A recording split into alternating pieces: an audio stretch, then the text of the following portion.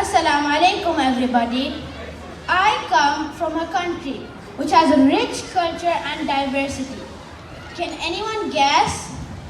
Let me continue. During my last year's school holidays, I was traveling on Sri Lankan Airlines and I was sitting on a window seat. My pilot announced that we were flying over the Indian Ocean.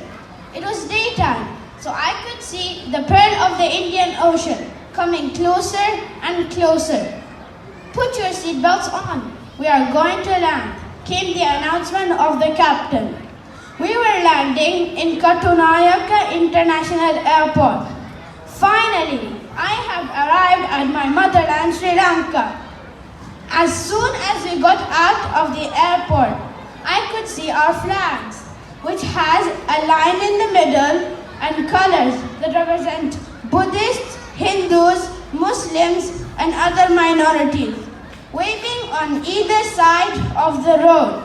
I could remember about a history lesson I studied about the Independence Day of Sri Lanka on February 4th, 1948, which had then earned the name Sri Lanka instead of Ceylon from the British colonial rule.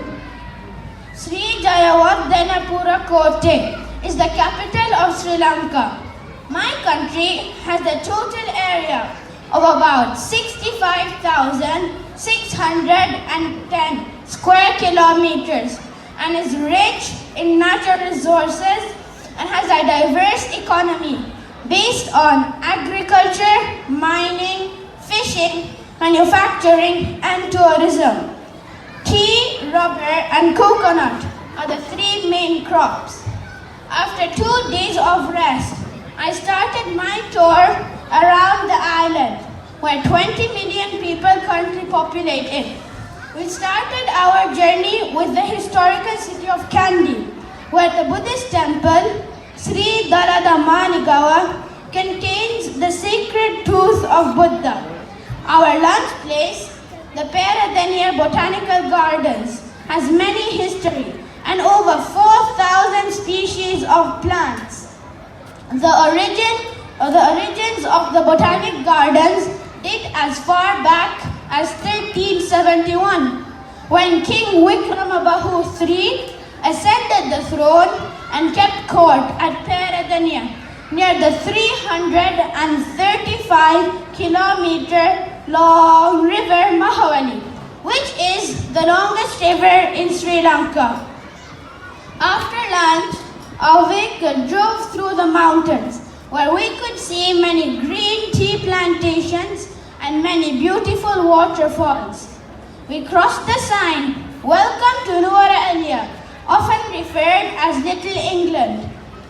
From the entry point, we could see the highest mountain, Pidurutalagala. Our night out was in a hotel situated in a mountain in Nuwara, where the weather was really cool and chilly, with the temperatures dropping down to 4 degrees Celsius. Next day morning, on the way to Badulla, we witnessed Bambarakanda Falls, which is the tallest waterfall in Sri Lanka.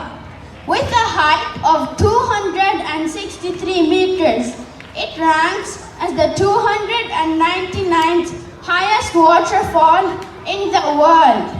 Sri Lanka is relatively small in size, but it still has the highest biodiversity density in Asia.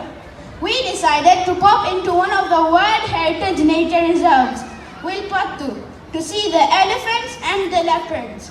On my next trip, we had to visit the remaining sanctuaries, such as Yala, Kumana, and Sinharaja, famous for rare plants, birds, and insects.